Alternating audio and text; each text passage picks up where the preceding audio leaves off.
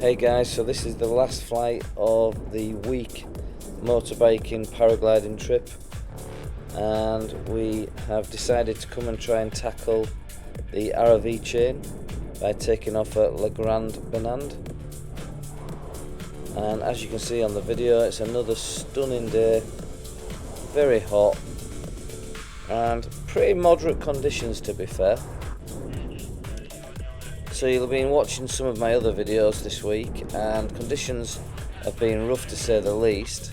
So we decided to do this one on the Friday, as the winds looked pretty low and the thermal strength looked moderate, and the meteor winds were quite low as well. So we were expecting a lot better conditions than we had on the previous 4 flights. So I'm probably one of the last to take off due to, one, the ozone light, obviously being a super light wing, and secondly there being a little bit of a backwind on takeoff. So I probably had 4 or 5 times where I'd lay the wing out and then all of a sudden it gets blown down the slope and then having to reset. And anyone who's flown Bornand will realise it's a super steep takeoff area. So the way I got around it in the end was I asked a walker who was walking past with a dog just to hold the centre of the wing, and pretty much launched it from some stranger holding my wing for me.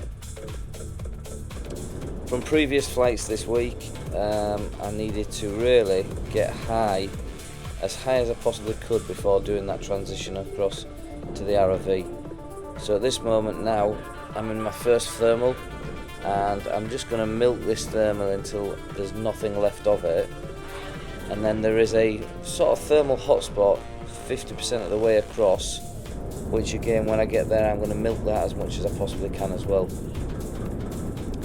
So out of the pilots who've set off, I know Pete G, Ian Peps and Dave K, they're already pretty much over on Percy.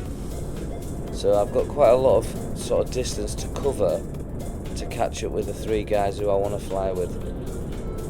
However, the conditions are moderate, like I said, and what I don't want to do is I don't want to get greedy and then get over to the Aravis low and end up bombing out, which a few guys did that 2 years ago when we came out here, so I definitely didn't want to make that mistake.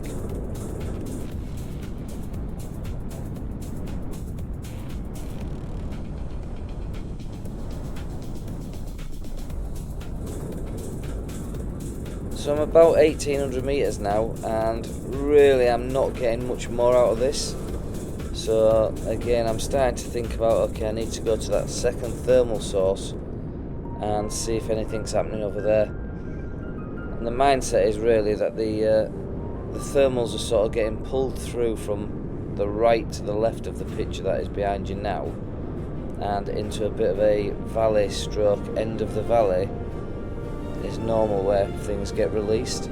So I decide, okay, let's go down there and see if there's anything better when I get to that next thermal source.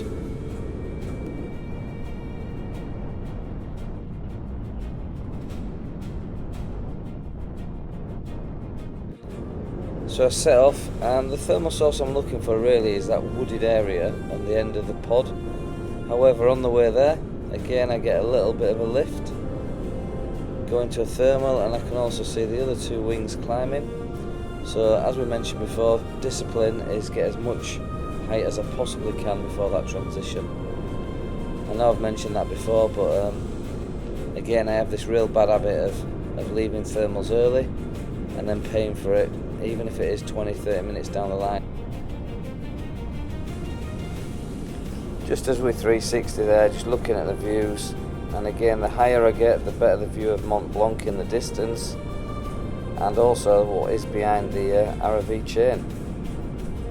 So this week really, as we said before, what we've tended to do is we do a morning of motorbiking, again on the nice bendy roads, get to our takeoff sites, fly for 3 hours, maybe 4 hours at max, and then we get back on the motorbikes and we head back to the chalet, which on this occasion is actually located in Bornand. So yeah, generally we enjoy a motorbike ride, a fly, and then another motorbike ride. On this occasion we came down in the minibus because it was only about 2 miles from where the chalet was.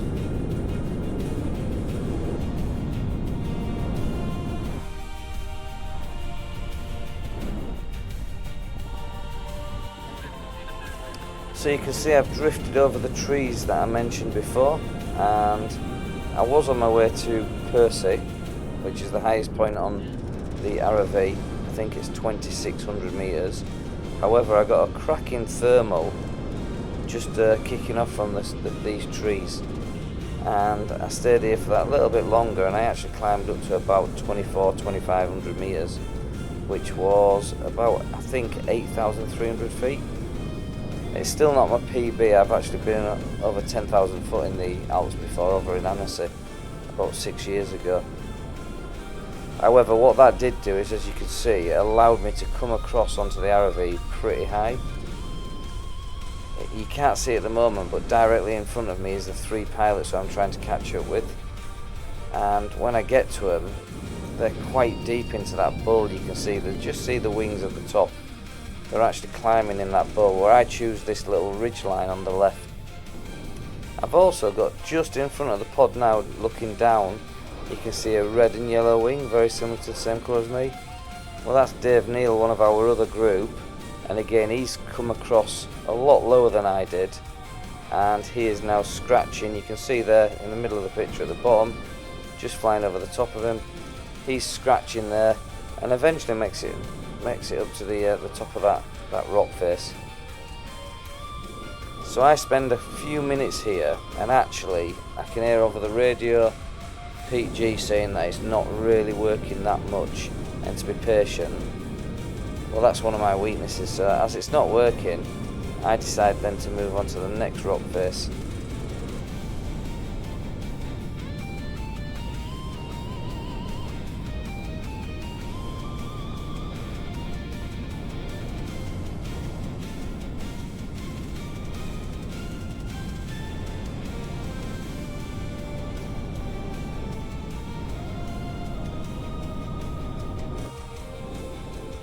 So I start then pushing down the Aravis chain, and this is the next rock face I come across, and there's loads of heat rolling up this. So again, you can see just to the left, that's where I've just come from, and the 4 pilots now, because obviously Dave Neal's joined them, are still working that problem out, where I've come onto this ridge line and I get a lot better lift, and then I decide again, once I've got sufficient height here, to move on to the next one, and the next one, and then really this turns into a little bit of a solo flight for myself, because I keep just pushing forward. I'm always 1 or 2 fingers, as I call them, in front of the main group of 4.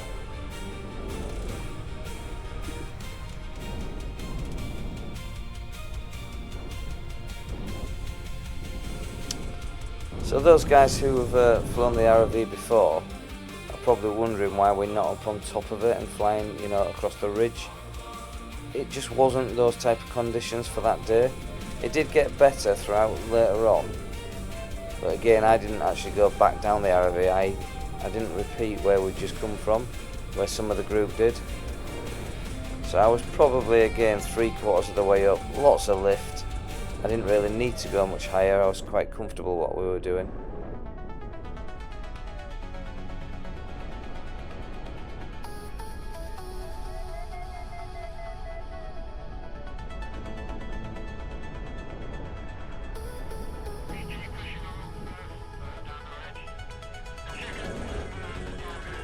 So you can just hear on the radio there, Pete G, who's our senior pilot, just saying that he's going to push on. Unbeknown to him, I was actually about 2 rock faces in front of them guys. Again, 1, probably lack of patience, and 2, it just seemed to be working, so why not push on? This pilot here, he was coming from the opposite direction, so I did 1 or 2 thermals with him, and then he went down to Percy as I went down to the gap. So what isn't obvious on this video is I'm continually probably staying a little bit further away from the rock faces than I need to. I do struggle with vertigo, with height, I guess, and this mountain range was testing me to the fullest, because every time you got close like now, I'd look down and it just threw me, which is really weird, because once you got in the valley at 7, 8, 9,000 foot, I have no qualms with that whatsoever. That's my sort of happy place. So I was really working this week of getting tight into the rock faces and just trying to sort of to battle that as much as I can. And I guess the only way you get over that is by more exposure to rock faces.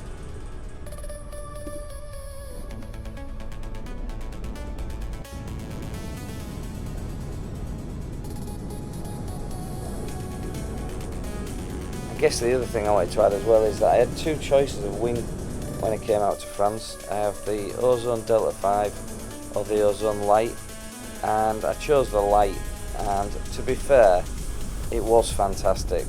There was the one day at Chamonix where I wish I'd brought the Delta 5, as it's a safer wing, it's more easy to control. However, the Ozone Light was very, very good. You know, it flew in some really strong conditions, and the thing I love about the Light is just the glide ratio. Once you get that height, it just goes and goes and goes, and it doesn't want to come down, to the point sometimes its weakness is that it doesn't want to come down, which sounds daft, but yeah, it's a fantastic wing, and I'm glad I brought it out with me.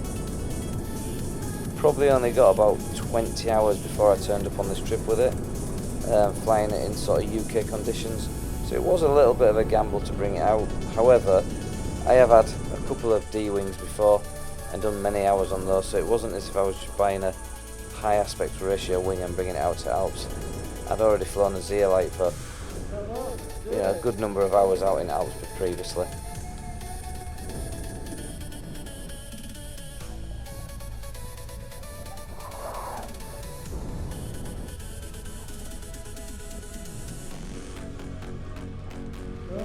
And as this is my last flight in the Alps for this year, I think, things I've learned, very similar to UK flying really, it's being patient, taking every bit of lift you can take. And I did have a plan. I've got a week off in August where I was going to come out to Alps on my own and fly very similar locations, but just come out on a solo and stop in my camper van. I've decided against that because I just think you need somebody there to overwatch and to make sure, you know, you're not doing anything daft, you're not going into areas that you shouldn't be going into. And also I think it's just nice to share those experiences with mates rather than come and do it solo.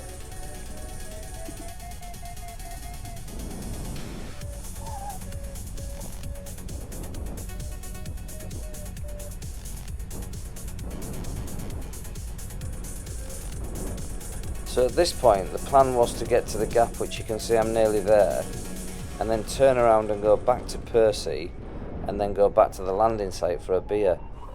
Where I was like, actually, you know what, I'd like to maybe just make this a bit more extended. So what I wanted to do was fly out to the front, you can see pretty much centre of the picture into the second valley, and then turn right and come back round the valley, connecting onto this hill that you can see above me, and then coming around these trees and going back to the landing site. Where actually what happened was, when I went round that hill you can see now on my right, I got absolutely flushed. The original takeoff site was to the left, and scraping across these trees I was actually looking for alternate landing areas, but I managed to get back and land on the landing site. Because I was one of the first down, I then walked down into town, found a fantastic little hotel and proceeded to get quite tipsy on the local beer. But yeah, what a fantastic week, fantastic people, and just what a location. Hopefully you enjoyed this video. I know this was one of the better flights of the week for me. Nice, relaxed, controlled flying, and just the views were, unbelievable. Thanks for watching the video, and I hope you subscribe or you leave a comment for me, and we'll see you next time I go flying back in UK. Thanks again.